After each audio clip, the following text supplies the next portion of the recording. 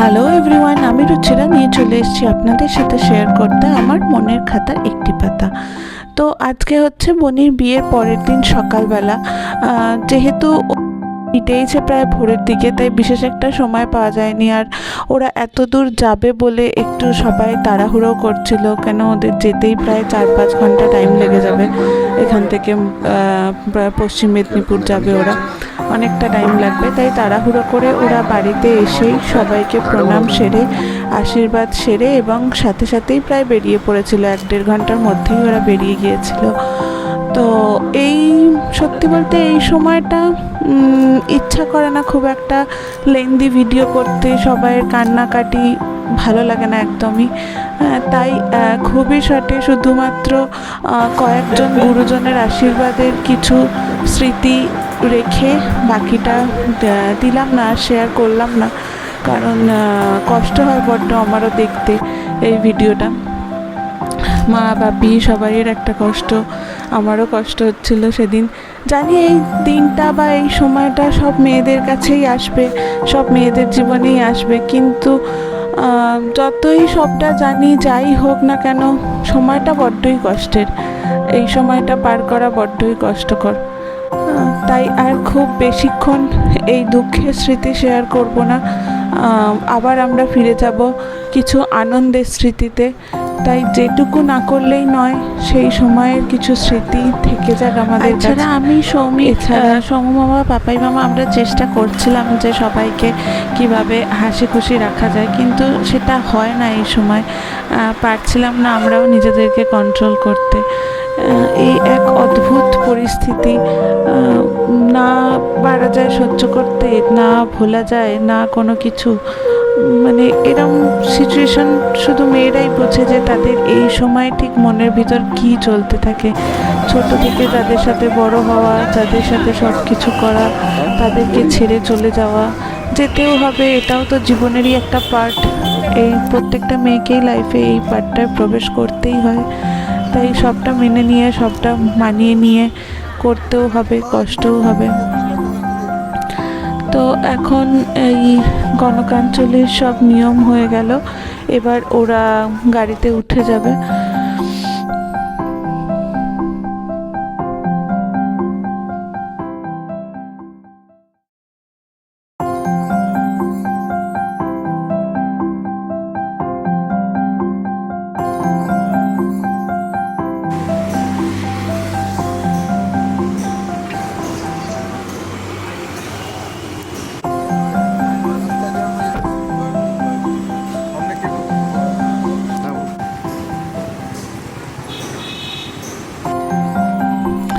এটা হচ্ছে পরের দিন বিকেলবেলা। আমরা তখন কনেযাত্রী যাচ্ছিলাম, সবাই রেডি হয়ে এসে সমস্ত ট্রে নিয়ে এসে আমরা বাসে উঠছিলাম। তো তারপরে বাসে সবাই ভীষণ আনন্দ করতে করতে, নাচানাচি করতে করতে গিয়েছিলাম কনেযাত্রী। গানগুলো শেয়ার করতে পারছি না কপিরাইটের জন্য, কিন্তু কিছু আমাদের আনন্দের মুহূর্ত আপনাদের সাথে ভাগ করে নিচ্ছি। সত্যি বলতে ভীষণ মজা হয়েছিল বাসে। এইভাবে বাসে খুব একটা যাওয়া হয়ে ওঠেনি কনেযাত্রী। আর যেহেতু ডিস্টেন্সও একটু বেশি ছিল, তাই আমরা অনেকক্ষণ মজা করতে করতে কাটিয়ে দিয়েছি। কতক্ষণ যে আমরা নাচানাচি করেছি আমরা নিজেরাই জানি না। হঠাৎ করে দেখলাম বেশ অনেকটা ডিস্টেন্স চলে এসেছি নাচানাচি করতে করতেই। সব থেকে মজার বিষয় হয়েছিল, এটা হচ্ছে গনু, আমার বড়দাদার ছেলে, এই বাসের সব থেকে খুদে সদস্য। সেও কিন্তু প্রচুর নেচেছিল আমাদের সাথে, বাসে সমানে কন্টিনিউ নেচে গেছিল আমাদের সাথে। ও এমনি একটু ক্র্যাঙ্কি, কিন্তু ওই দিন ওই নাচানাচির মুহূর্তে ওর আর কোনো বায়না বা কোনো কিছু ছিল না। ও বিশাল আনন্দ করে নেচে নেচে গিয়েছিল, ঘুরেছিল পুরোটা, খুব মজা করেছিল ও আমাদের সাথে। নাচতে নাচতে আমরা এখন পৌঁছেই গেছি প্রায়। এটা ওদের বাড়িরই এন্ট্রান্স। আমরা পৌঁছে গেছি পনির শ্বশুর বাড়িতে।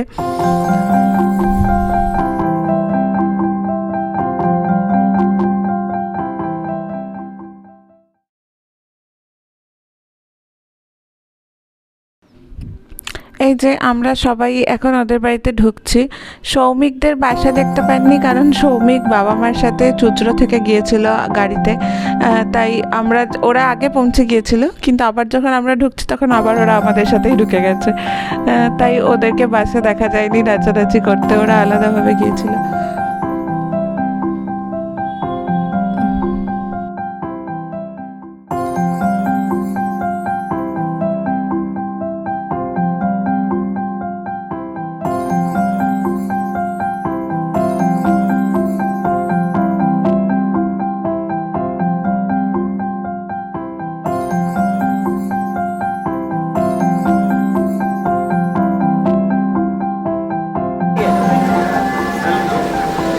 এই সেই মুহূর্ত যখন আবার বাড়ির লোককে একটা দিন, পুরো দিন পর দেখা যায়।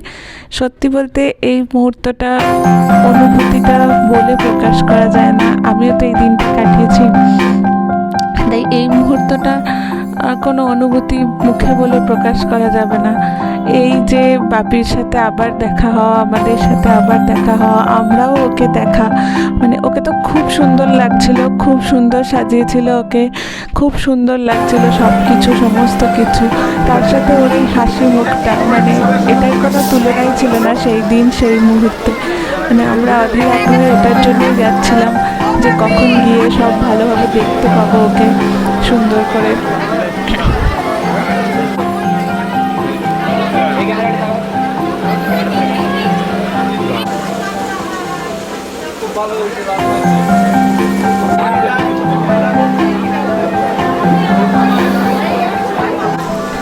তারপর গ্রুপে বা আলাদা আলাদাভাবে বেশ কিছু ছবি তুলে নেওয়া, পরে সেগুলো স্মৃতির হিসাবে রেখে দেওয়ার জন্য।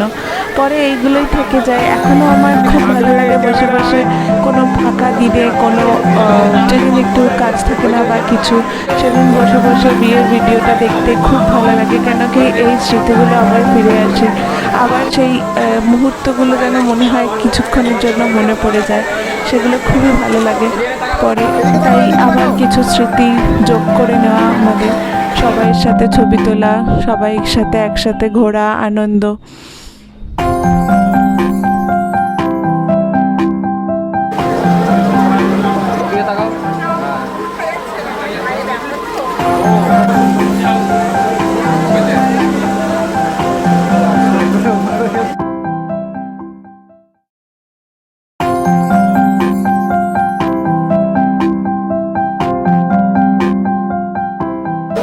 থাকবে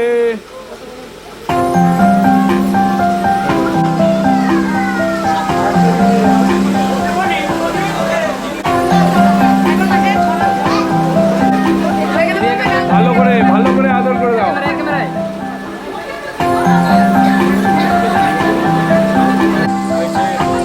সেদিন ওকে দেখতে এত মিষ্টি লাগছিল, সত্যি বলতে চোখ ফেরানো যাচ্ছিল না। আর যে সাজিয়েছিল সেই দাদাও আমাদের খুব পরিচিত। সত্যি থ্যাংক ইউ দনদা, যে এত সুন্দর করে ওকে সাজানোর জন্য। খুব সুন্দর লাগছিল ওকে সেদিন। আর আপনারাও জানাবেন আপনাদের ওকে দেখে কীরকম লাগলো, ওকে বা ওদের এই জুটিটাকে দেখে আপনাদের কীরকম লাগছিল সেই দিনের ওদের এই সাজ বা সব কিছু। আর আমরা দুজনে তো খালি ফটো তোলার ভাগ করছিলাম, কত যে ফটো তুলেছি, কত যে রিলস ওদের দিয়ে, ক্যামেরাম্যান দাদাদের দিয়ে শ্যুট করিয়েছি, তার কোনো ঠিক ছিল না। হ্যাঁ, সব পোস্ট করে ওঠা হয়নি, বা পুরো ভিডিওটাই আমার পোস্ট করতে করতে অনেক দেরি হয়ে গেছে, কিন্তু তখন খুব মজা করেছিলাম, প্রচণ্ড মজা করেছিলাম আমরা। তো এইভাবেই কিভাবে যে সন্ধ্যেটা, মানে যে টাইমটা ওদের বাড়িতে গিয়েছিলাম সেটা কিভাবে যে কেটে গেল সত্যি বলতে বুঝতেই পারিনি। হঠাৎই সব সেরে সবাই বলছে যে খেয়ে নিতে হবে, আবার ফিরতে হবে, এইসব। এখানে অলরেডি সৌমিকরা বেরিয়ে যাচ্ছে, ওদের খাওয়া হয়ে গিয়েছিল। ওরা যেহেতু আলাদা গাড়িতে যাবে তাই আগেই বেরিয়ে গেল একটু, আমরা তারও খানিকক্ষণ পরে বেরিয়েছি।